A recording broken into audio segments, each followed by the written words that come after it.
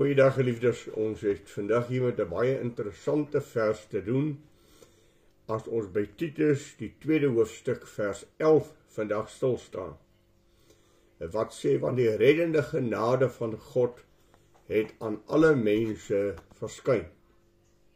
Nou, wanneer 'n mens hierdie teksie lees, dan veral in die tyd wat ons vandag lewe, vra 'n mens om te sê, hoe wyd was die wêreld in die tyd waaraan Paulus vir Titus geskryf het?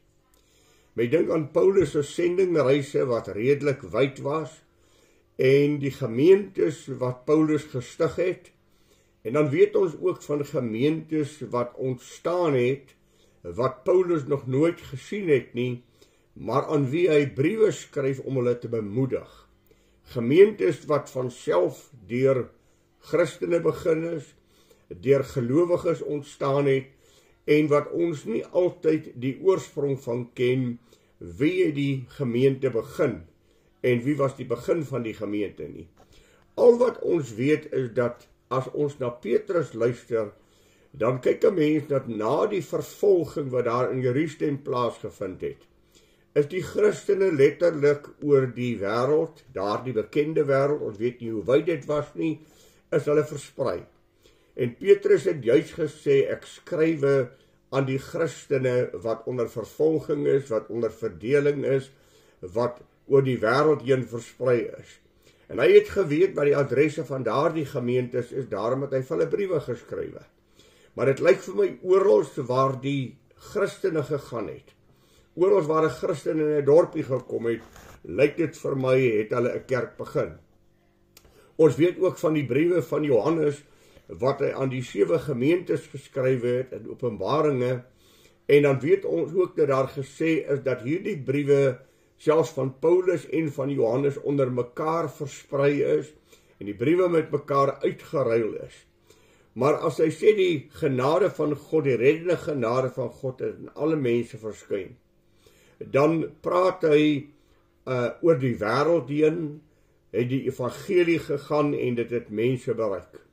Maar ons weet ook dat daar byvoorbeeld eers baie jare later die suidpunt van Afrika ontdek is.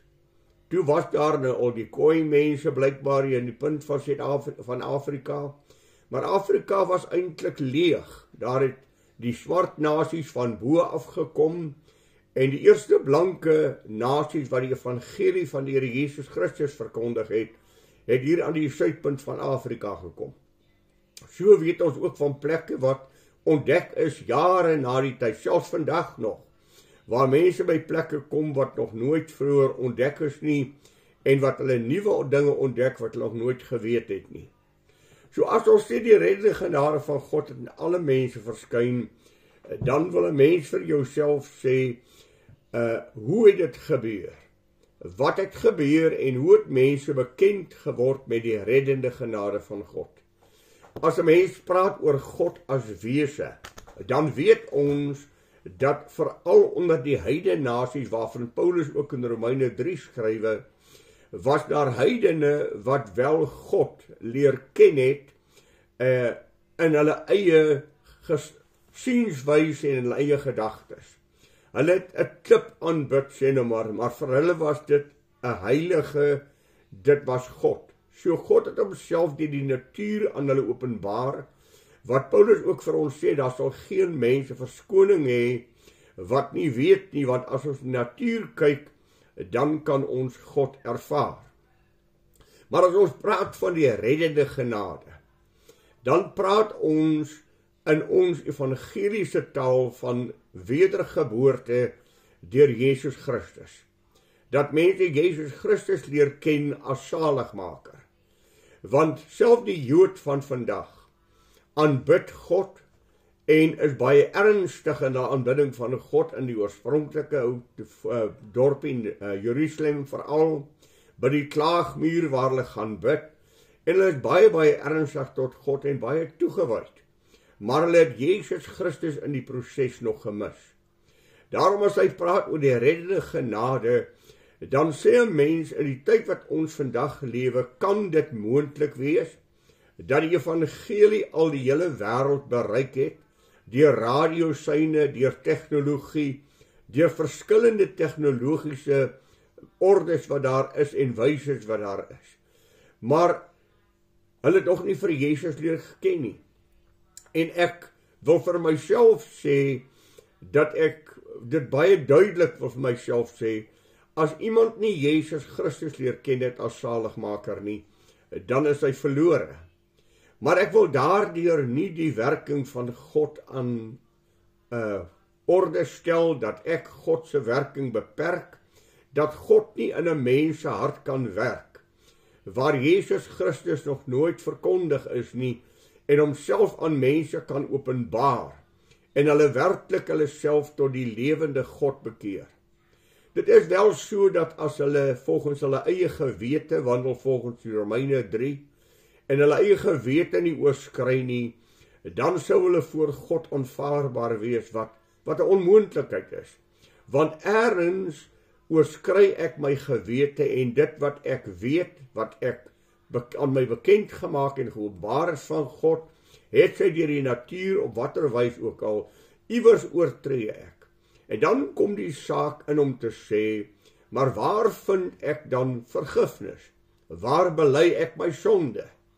Of het as 'n mens hier maar weer met 'n Ou Testamentiese beginsel te doen, wat sê dat daardie persoon dan ook in erns voor God buig en sê, Here, ek het gefouteer, ek is jammer, en dat God dalk die gebede van so 'n mens hoor.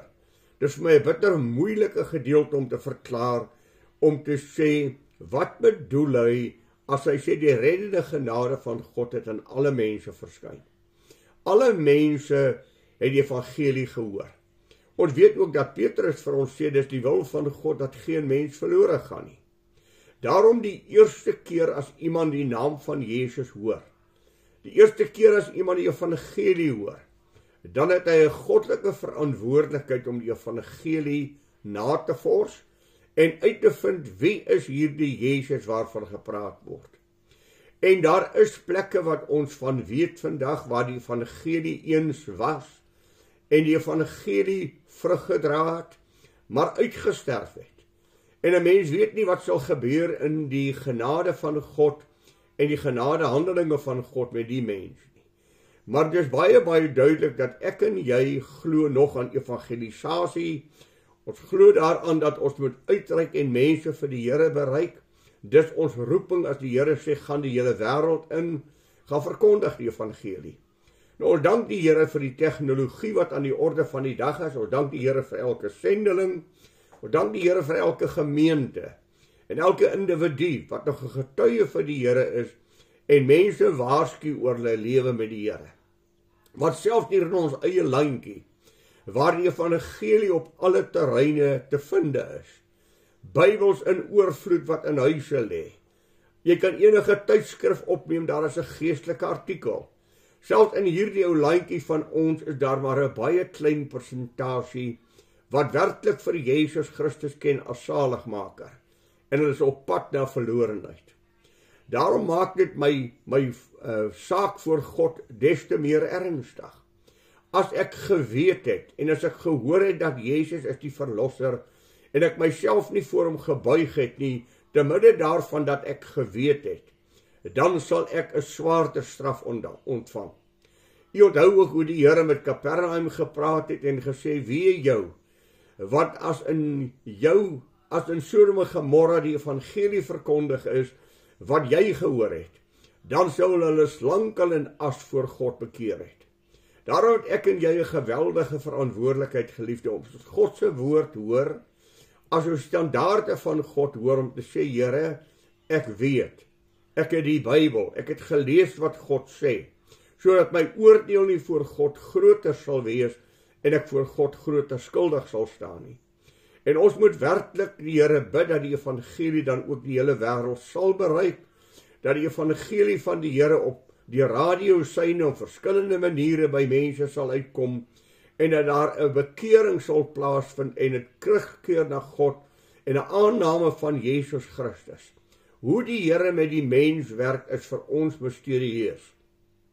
Ons wat die Bybel het, het die openbaring dat dit in Jesus Christus alleen is. Geen mens kan by God uitkom behalwe deur Jesus Christus nie. En tog is die genade van die Here groot, as hy vir ons sê, hy wat nie geweet het nie, sal nie dieselfde skuld voor God dra, as hy wat geweet het nie. Daarom sê hy, as jy geweet het, en jy nie gedoen het nie, sal jy met baie slae geslaan word. As jy nie geweet het nie, sal daar genade van God intree, en sal die Here op 'n besondere manier dan ook met jou handel. Hoe dit aan die einde gaan wees, weet ons nie. Dit is God se misterieuse werke, dit is God se genadewerke, en ek weet nie hoe dit gaan werk nie. Al wat ek weet, ons moet bid, ons moet die Here vra, dat hierdie reddende genade by alle mense sal uitkom, en dat mense waaragtig by die Here sal kom deur wedergeboorte. Kom, ek en jy neem hierdie verantwoordelikheid as kindjie van die Here op.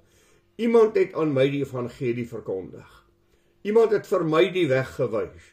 Kom ons bid dat die Here ook vir my sal gebruik om vir iemand anders die weg te wys. En vir iemand anders die pad aan te toon om by Jesus te kom. Want die woord van die Here is spesiale seën daaroor, wie hom wat die evangelie verkondig. Wie die voete van hulle wat die evangelie verkondig. Hulle sal 'n spesiale seën van die Here ontvang. Ek en jy is sy enigste getuies, want ons het dit ontvang, ons weet. Daar is mense wat in onkunde lewe. Ek dink aan die pragtige verbondsteologie, wat so waar is oor die verbond met God deur Jesus Christus, maar wat uitmekaar geruk is, en dan woon ek kerke by, waar die boodskap nooit suiwer uitkom, om te sê dat Jezus is die verlosser nie, maar die boodskap kom uit, ons is maar almal kindertjies van die Here, en die Here se genade is oor ons almal, en as ek daar die seën ontvang het in die kerk, mag die genade van God, die liefde van ons Here Jesus Christus, en die troue gemeenskap van die Heilige Gees met julle wees, dan het ek nou die seën van die Here ontvang, en die evangelie, self daar waar ek kerk bywoon, word nooit duidelik verkondig om te sê, jy Jesus Christus nodig as saligmaker nie. En mense word gesus in hulle sonde. Ons moet daarvoor ook bid, dat God predikante sal opwek in kerke, wat die evangelie baie suiwer sal verkondig, en mense sal waarsku oor hulle lewe met die Here. Neem saam met my hierdie verantwoordelikheid op, ons vertrou die Here, dat daar nog 'n groot redding sal plaasvind, voordat hy terugkom, en 'n groot stroom sal wees van herlewing, wat God sal bewerk, en dat siele werklik by die Here sal kom. Goeiedag vir u, en die Here sal ryk seën. Goeiedag geliefdes.